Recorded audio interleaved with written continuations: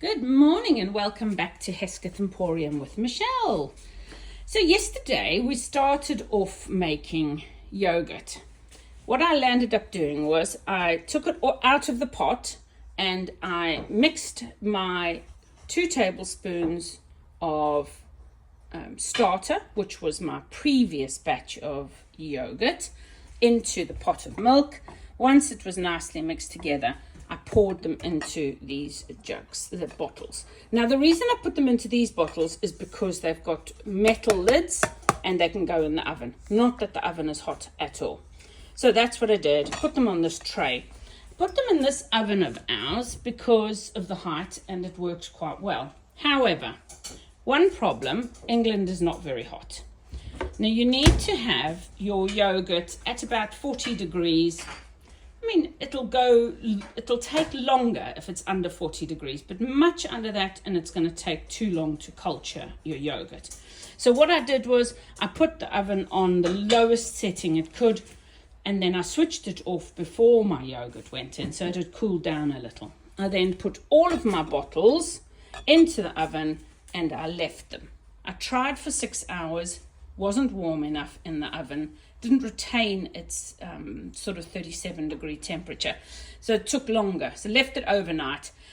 And lo and behold, this morning we have yogurt. So Mara is my lovely assistant. I'm not going to show her face. She's busy baking over there. Would you bring these over here for me, please, sweetie, by the sink? So hold it underneath because those jars are heavy, all right? And I wouldn't want the bottom of the pot to fall out. So pop that over there. Thank you very much. Now, technically, what you could do is you're done. You put this in the fridge. It's ready to eat, whatever. You could also vacuum seal these. I do have a little vacuum sealing device which works very well much of the time. But honestly, some days I just can't get it to work, and I have no idea why. It seems to prefer some lids to others. So this is the large jar one. It goes over there. You push it all the way down until it's really firmly placed over the jar. And I'll just demo that for you. With the one hand. Mara, give that a push down for me, please, babe. I can't do it. Okay, just give it a push. Just flat down. Just push the whole thing down, down, down until it stops going.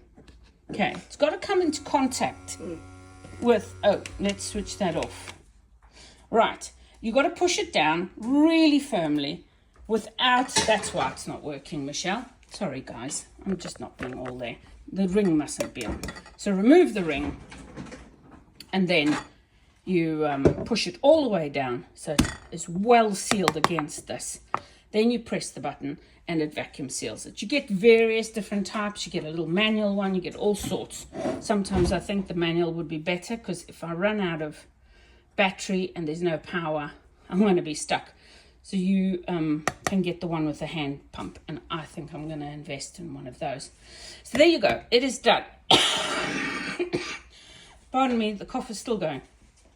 So I successfully got 3 large jars, 1 medium Kilner jar, and then the little bit that was left over, I got another jar. This little jar is a problem. It was on the counter and I just grabbed it without thinking and without washing it. It was washed, but guess what it had in it? If you had smelly vision, I would take the lid off, and like my granddaughter, Mara, what does it smell of? Garlic. So clearly, if I had read the label, I would have known straight away that this had pickled garlic in it. Don't use your pickle jars for yogurt. They don't ever, unless you clean them. The glass is better. You can put it in the dishwasher. But these seals, if you're reusing these seals, open that for me, sweetie. I can tell you now. It's too slippery. It won't actually clean because there's rubber inside these seals. So what has happened is not only, look, overnight, little dots. And that's okay because apart from the fact that this now smells of garlic, we can't use it for yogurt because I'm not No, I'm not trying garlic flavoured yogurt. So that one's going in the fridge for salad dressings. These ones, on the other hand, are all perfect. So what I'm going to do with these, I'm going to put you down for 1 second while I unscrew the lid. They've not been processed yet. They've not been vacuum sealed. And open this one.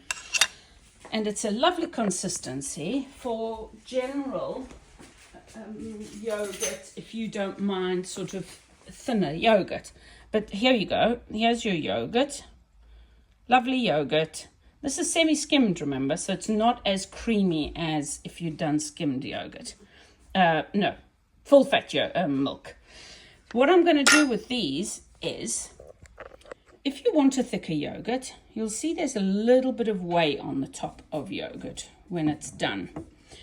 You can make it much thicker, much more like a very thick Greek-style yogurt if you want to. And all I'm going to do is put a muslin over the top of this. And when I say a muslin, a piece of fabric with a finish gauze. If you don't have muslin, I have plenty because I'm a sewer. But also if I'm a winemaker, so I have this in the house. I'm going to cover this over with this. And I'm going to simply upend it onto a drain.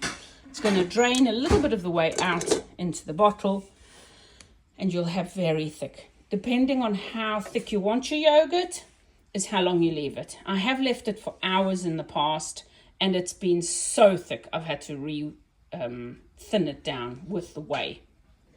And so for today, I'm just going to do it for maybe half an hour and see how that goes.